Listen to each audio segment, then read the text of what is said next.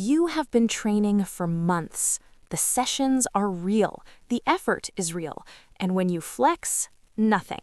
You look at your arms, your legs, the places where something should be showing up by now, and the muscle that is supposed to be there is invisible. So you arrive at the conclusion that seemed reasonable given the evidence. Your body just does not build muscle. You are one of those people. That conclusion is wrong, and the reason it feels so certain is that the process failed silently, in a way that looks exactly like effort from the inside. Nothing was wrong with your commitment. Something was wrong with the sequence. If this channel is new to you, this is what we do here. We get into the biology behind why the body does what it does, specifically in women's bodies, and we stop guessing. Subscribe so you don't miss the next one. Here is the part of the fitness industry worth being angry about. The idea that women are somehow less capable of building muscle has been allowed to circulate for decades without serious challenge. The visual language of women's training, light weights, high repetitions, endless cardio, everything described as toning, was never built on evidence. It was built on what's sold. A woman who believes her body cannot change significantly keeps buying. A woman who understands her actual physiology does not need to. The research tells a different story. Women build muscle at rates comparable to men relative to body size. In some studies, women show greater relative hypertrophy, more growth proportionally than male subjects following identical protocols. The biology is not the limitation, the protocol is. And most of the protocols sold to women were designed around the assumption that building visible muscle was not the goal, or that women could not do it if it was. By the end of this video, you will understand exactly what has been standing between you and the result, not as a vague explanation, but as a mechanism you can do something about starting this week. Start here, because it changes how you interpret everything that follows. Before a muscle grows, it has to be recruited, fully, reliably, under load. Recruitment is a neurological event, not a physical one. Your nervous system sends a signal, the muscle fiber responds, and the degree to which a muscle actually participates in a movement determines whether that movement produces an adaptation. In the first 6 to 8 weeks of any new training stimulus, most of the strength gains a person makes are not coming from muscle growth. They are coming from the nervous system learning to use the muscle more efficiently. More fibers recruited, better sequencing, improved coordination. The muscle does not change size during this phase, but the person gets meaningfully stronger. This is why beginners often feel like they are progressing quickly and then suddenly it seems to stop. The neural gains arrived fast. The structural gains, the actual increase in muscle fiber size, take longer and require something different. This matters for a specific reason that almost never gets mentioned. If a muscle is not being fully recruited, it cannot be meaningfully overloaded. You can train it for months, you can feel the burn, you can finish every session exhausted, but if the signal from the nervous system is weak or inconsistent, the stimulus for growth never arrives at the threshold that triggers hypertrophy. The session happened, the signal did not. Here is where most home training quietly fails, and it is not what most people think. A muscle is fully recruited when it is taken close to its limit, not past it, not to the point of pain, but genuinely close to the point where 1 or 2 more reps would be impossible. That proximity is what forces the nervous system to recruit the full range of available fibers. Without it, the body uses the minimum it needs, which is always less than what is there. Think of it like a dimmer switch. The nervous system does not turn the muscle fully on unless the demand requires it. Low load, plenty of reps in reserve, the dimmer stays low. The muscle is involved, but not maximally. Do that for months, and what you are training is the habit of partial recruitment, not the habit of full activation. The fix is not necessarily heavier weight, it is proximity to failure. Whatever weight brings you genuinely close to your limit in a given rep range.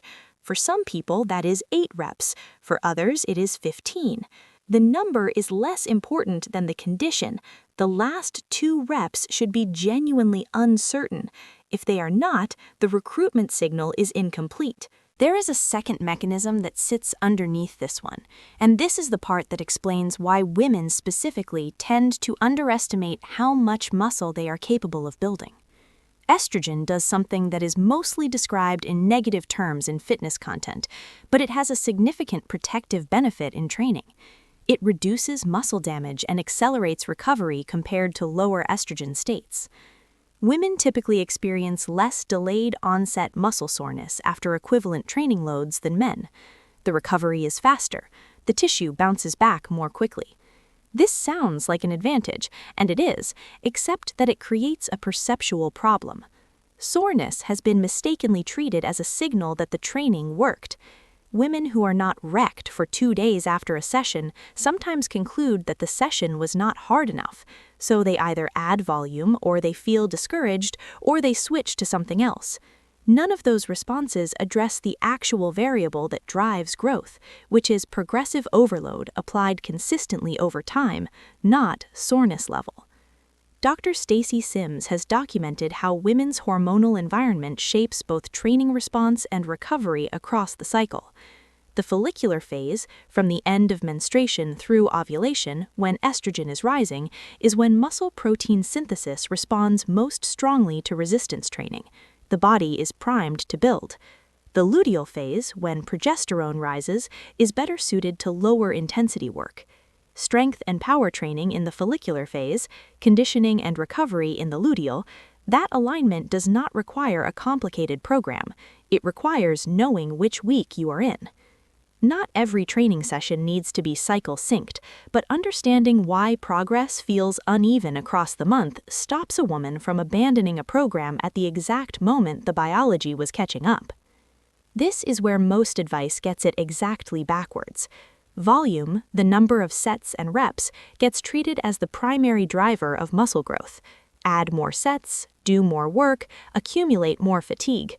That logic produces a specific kind of training that looks productive and often fails to build the thing it is supposed to build. The actual primary driver of hypertrophy is mechanical tension, the load placed on a muscle fiber when it is recruited close to its limit. Volume matters, but only to the extent that it applies enough mechanical tension, enough times to stimulate the adaptation. Sets that never approach that threshold contribute fatigue without contributing stimulus. They cost recovery without producing growth. For women training at home, this distinction is especially important because home training tends toward high repetition, low load, and comfortable effort by default. There is no external pressure to go heavier, nothing that forces the load to increase. And without a load that is close enough to the limit to trigger full recruitment, the volume is accumulating without the signal that produces change. 2 to 4 sets per muscle group per session, taken genuinely close to failure, that is a more effective stimulus than 8 sets at a comfortable weight. Less work, a real result. The difference is entirely in whether the threshold was reached. One more thing, because it is the variable that determines whether everything else compounds or stalls. The body will not allocate resources to building tissue it does not need. Muscle is metabolically expensive. It requires protein, energy, and recovery to maintain and grow. The signal that it is worth that investment is simple. The demand keeps increasing. If the load never changes, the body has already built the minimum required to meet it. There is no reason to build more. Progressive overload does not mean adding weight every session. It means that over weeks and months, something about the demand increases. The load, the reps at the same load, the control and depth of the movement. It is the direction of travel that matters, not the speed. The reason tracking matters for women specifically, and this is a practical observation, not a motivational one, is that strength gains in women accumulate quietly. The muscle appears before it becomes visible. A woman who is getting measurably stronger is building the tissue. Without a record, the improvement is invisible, and the invisible improvement is exactly what leads to the conclusion that nothing is working. Write down what you lifted. It is the only way to see what is actually happening. Your body builds muscle. The capacity is there. It was always there.